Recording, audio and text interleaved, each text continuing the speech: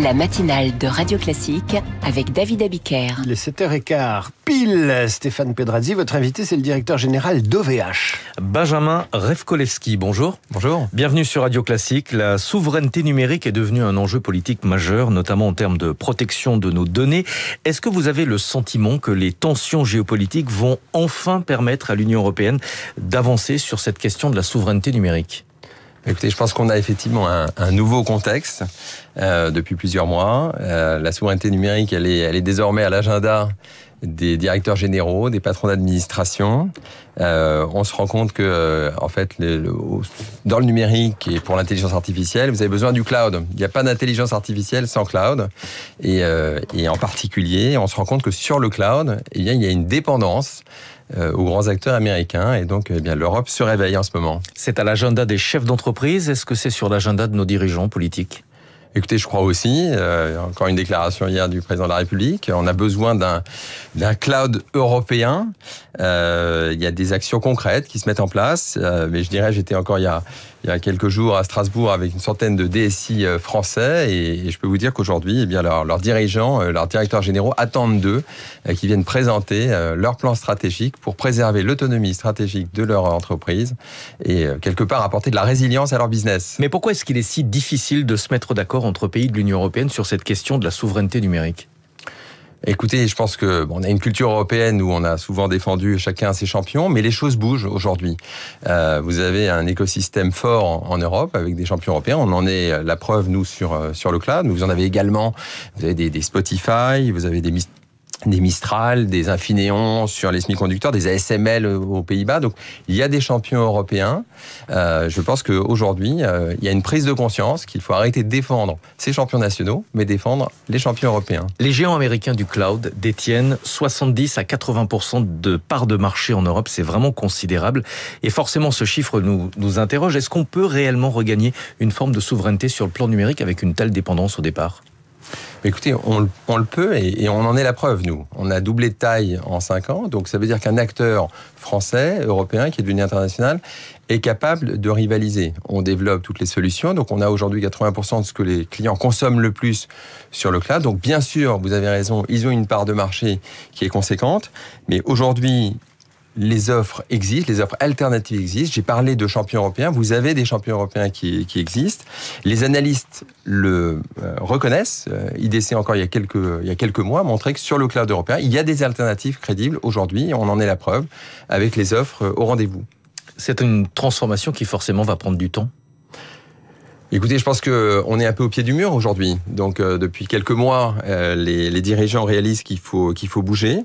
Nous, on a la chance d'avoir des clients qui nous font confiance. On a un grand acteur des médias, qui a décidé de basculer sa plateforme de vidéo à la demande sur le cloud d'OVH. La Commerzbank en Allemagne, également, a décidé de migrer une partie de ses infrastructures sur le cloud d'OVH. Donc, ça vous montre, par rapport à votre première question, qu'aussi des acteurs étrangers, je prends l'exemple allemand, j'en ai également en Belgique, aux Pays-Bas, qui prennent le choix d'aller vers des acteurs français aussi. Alors OVH Cloud s'est positionné sur ce marché depuis longtemps, vous n'êtes pas un nouvel arrivant, et aujourd'hui vous réalisez plus de la moitié de votre chiffre d'affaires en dehors des frontières de la France.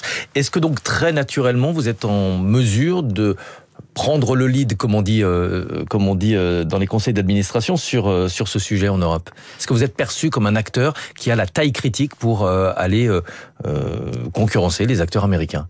Écoutez, oui, aujourd'hui, la preuve, c'est les clients qui nous font confiance. On pèse aujourd'hui 1 milliard de chiffre d'affaires. On est présent dans 140 pays. On a 43 data centers dans le monde.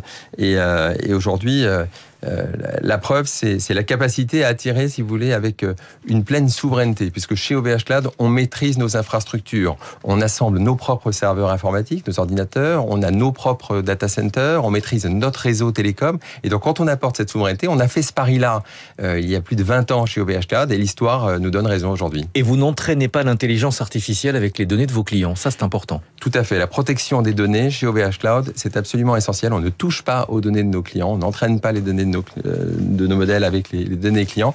C'est ce que les clients recherchent aujourd'hui. La souveraineté, c'est d'abord une souveraineté en termes de protection des données, protection cyber, mais aussi protection contre les lois extra-européennes. Et puis c'est aussi une souveraineté technologique, et des acteurs comme OVH Cloud peuvent apporter cette protection contre les lois extra-européennes par la maîtrise des technologies qu'on a. Ça n'a pas toujours été facile, mais la situation s'améliore. Pour vous, vous venez de confirmer vos objectifs financiers. Ils sont conformes au plan qui avait été présenté au mois d'octobre. Tout à fait, donc à la fois sur la croissance, donc entre 9 et 11% sur cette année, également l'amélioration de la profitabilité. On a publié un bon semestre il y a quelques semaines, et ce qui nous a permis de confirmer nos résultats pour cette année. Donc comme vous le voyez, aujourd'hui, c'est une entreprise stratégique pour la France et pour l'Europe sur le cloud. Est-ce que c'est une prévision à minima? Est-ce que ces objectifs pourraient être revus à la hausse si l'Europe donnait un coup d'accélérateur sur le cloud et que les perspectives très concrètes s'ouvraient sur le marché européen? Écoutez, aujourd'hui, c'est conforme au plan. Bien sûr, on regarde les tendances. On a de plus en plus de conversations avec des clients qui ont mis la souveraineté et l'autonomie stratégique à leur agenda. Donc, on va continuer à suivre cela de très près. Je vous pose la question parce que le marché, lui, a l'air de croire très sérieusement à l'histoire. Le cours de bourse d'OVH Cloud est en nette progression depuis le début de l'année, plus 46% depuis le 1er janvier, plus 104% sur un an. Les investisseurs ont l'air de croire que vous avez une carte à jouer. Je vous pose la question, je sais que les dirigeants d'entreprise n'aiment pas trop commenter le cours de bourse, mais là c'est spectaculaire. Écoutez, effectivement, on n'aime pas trop commenter ça, mais quand on le voit, c'est probablement la preuve que le positionnement qu'on a choisi il y a pas mal d'années aujourd'hui répond à un besoin, qu'il y a cette prise de conscience et que on est vu aujourd'hui comme une alternative crédible aux grands acteurs du cloud américain pour l'Europe. Une dernière question qui est devenue centrale pour beaucoup d'entreprises, l'empreinte carbone. Est-ce que vous êtes sensible à l'empreinte carbone de vos data centers et qu'est-ce que vous faites pour essayer de la réduire? Alors, vous avez raison, c'est essentiel.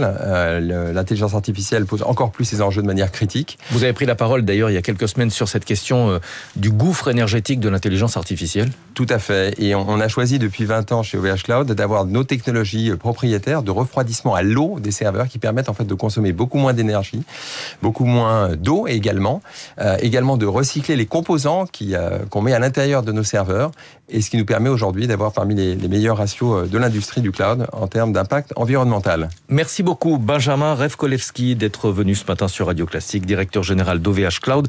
Depuis le mois d'octobre, vous êtes donc le tout nouveau CEO, on peut le dire, d'OVH Cloud. Merci à tous les deux. Stéphane, à demain pour toute l'actualité économique dès 6h. Tout de suite, et si on parlait français avec Karine Dijoux, ce sera suivi des coulisses de la politique. Les partisans de l'autoroute A69 ne lâchent pas l'affaire. Radio Classique.